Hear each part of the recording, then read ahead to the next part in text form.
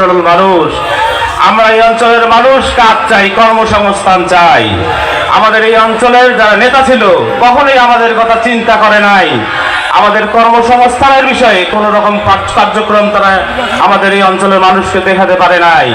আপনারা জানেন আমাদের যুবক ভাইদের যারা আছে এখানে, এই যুবক ভাইদের জন্য কোন রকম কোন বরাদ্দ আমি মনে করি না এই অঞ্চলের জন্য, এই দুই উপজেলার জন্য কোন এমপি মহোদয় রেখেছিলেন।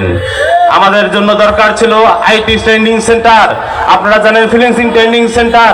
আমাদের এই অঞ্চলের যারা যুবক আছে তাদেরকে সরকারি খরচে আমরা বিদেশে যদি পাঠাতে পারতাম তাদের ভাগ্যের উন্নয়ন হতো, পাশাপাশি আমার এলাকার উন্নয়ন হতো, কিন্তু আমরা সেটা করতে পারি নাই। আপনারা জানেন যারা এই নির্বাচিত সরকারে ছিল এবং যাদের প্রতিনিধি ছিল এই অঞ্চলে, তারা এই এলাকার শোষণ করেছে, শাসন করেছে, বিচার সালিশ করেছে, সমস্ত অন্যায় তারা করেছে, চাঁদাবাজি করেছে। আমি বলতে চাই শিক্ষা খাতকে তারা ধ্বংস করেছে। আপনারা জানেন শিক্ষার যে অবস্থা আমাদের এলাকায়, দুর্নীতির মাধ্যমে নিয়োগ যে বাণিজ্য হয়েছিল, এতে আমাদের আধুনিক শিক্ষা উপযুক্ত কোনো শিক্ষা ব্যবস্থা আমার এই অঞ্চলে নাই। আমরা দেখি আমাদের এই অঞ্চল থেকে দুই একটি সারা ভালো ভালো বিশ্ববিদ্যালয় মেডিকেল কলেজে চান্স পায় না। কেন পায় না প্রশ্ন করবেন কাকে বলেন তো?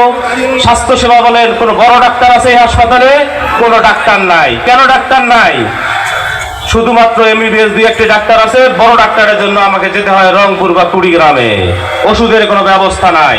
আমার যে মা বোন আছে, মা বোনদের জন্য যে একটা নর্মাল অপারেশন হয় গর্ভকালীন সময়, সেটা হচ্ছে সিজার অপারেশন। বলেন তো এই আসনে দুইটা হসপিটাল সরকারি আছে, কোন সিজারের ব্যবস্থা আছে? কোনোদিনও হয় নাই। কে দেখবে এই সব? দেখার কোনো মানুষ নাই।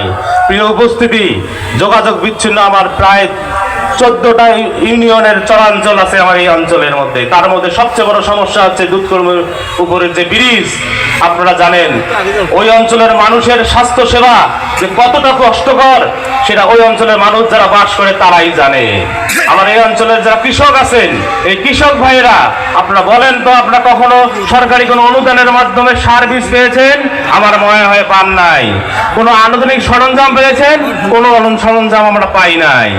মাদকের একটা অভয় আশ্রম আমার এই আসনে। আপনারা জানেন চতুর্দিকে ভারতের কারণে আমরা মাদকের এমন একটা পরিস্থিতি যেখানে আমাদের এই অঞ্চলকে একটা গ্রাস করে ফেলেছে তারা। প্রিয় উপস্থিতি, আপনাদের মাধ্যমে আল্লাহ যদি আমাকে কবুল করে এই আসরে, আল্লাহ যদি নির্বাচিত করে, প্রথমে আমার কাজ হচ্ছে কি জানেন? আমি দুর্নীতি করব না, কাউকে দুর্নীতি করতে দেব না, কাউকে কোনো দুর্নীতি করতে দেব না।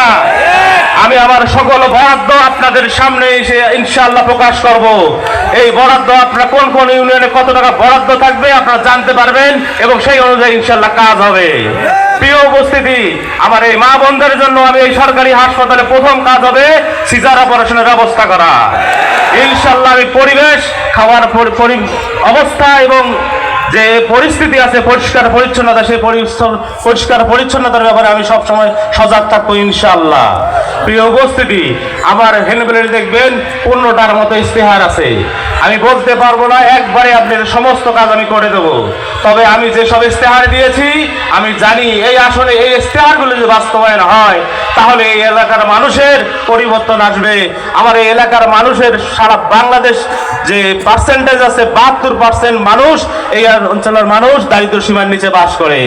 এর ভাগ্যের পরিবর্তনের জন্য এই ইস্তেহারগুলো কাজে লাগবে ইনশাআল্লাহ।